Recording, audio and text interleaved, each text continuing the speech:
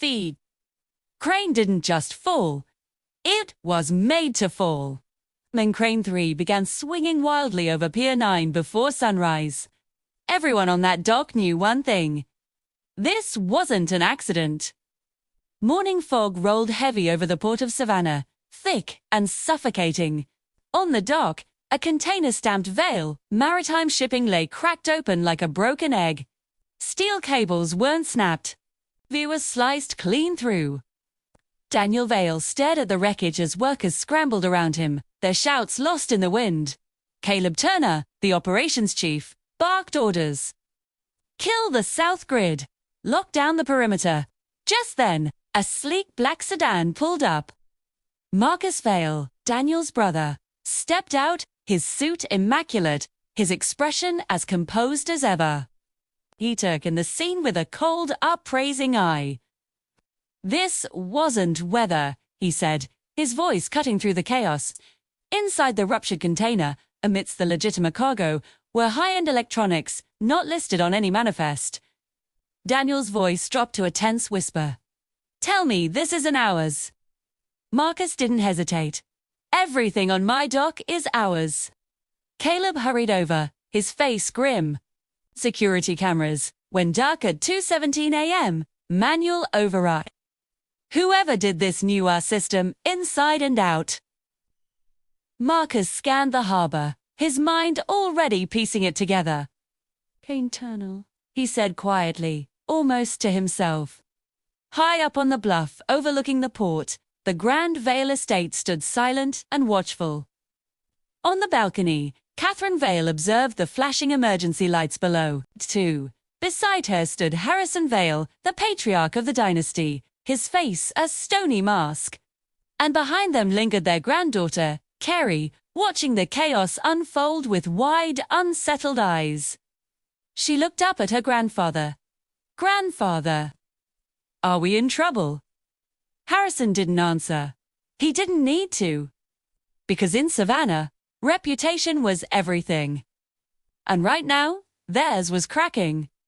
By dusk, whispers were moving through the port like wildfire. In his office overlooking the river, Daniel finally confronted Marcus. You pushed too hard, Daniel said, his voice strained. If this shipment ties back to us, if the authorities find out, Marcus turned from the window, his expression unreadable. Phew, we're worried about legality, I'm worried about dominance. Daniel's jaw tightened. That's the problem.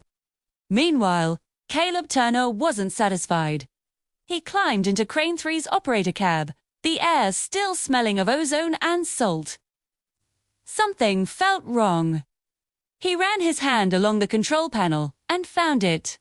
Wires had been cut, then deliberately reattached. This was no simple act of vandalism. He kept searching, and then, hidden beneath the console, he saw it. A small recording device, its tiny lights still blinking. Caleb froze. This wasn't just sabotage. This was surveillance. Someone wasn't just trying to cause damage. They wanted proof. That evening, Caleb met Ezekiel Grant by the river, the water dark and restless. Ezekiel was a man who knew things, a man who moved in the shadows of the port. You found something, Ezekiel said calmly, his eyes fixed on Caleb. Caleb handed him the device.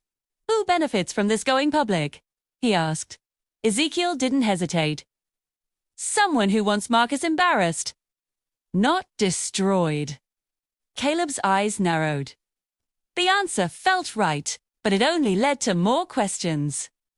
Later that night, fog returned to Pier 9, wrapping the massive cranes in a ghostly shroud. Caleb stood alone at the dock's edge, lost in thought. Footsteps approached, echoing softly on the concrete. It was Marcus. You've always been dependable, Caleb, Marcus said, his voice smooth. Caleb turned to face him. Then tell me why there's a recording device in my crane.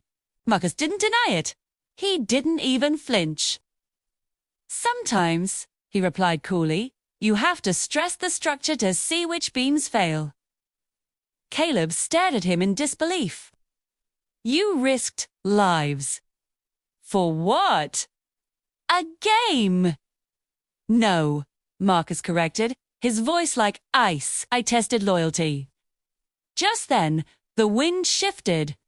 From somewhere beyond the stacked containers, metal scraped softly against concrete, a sound that didn't belong. Both men turned, their conversation forgotten. Silence.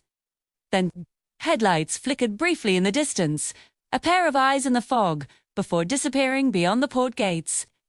Caleb's voice dropped to a near whisper. You didn't control this. Marcus said nothing. But for the first time, a flicker of uncertainty appeared behind his steely eyes. Because someone had taken his test and turned it against him. From the ridge above the harbor, an unseen figure watched the dock lights below. Still, patient, waiting. If Marcus orchestrated the sabotage, who is bold enough to escalate it? And what else are they planning? Comment your theory below.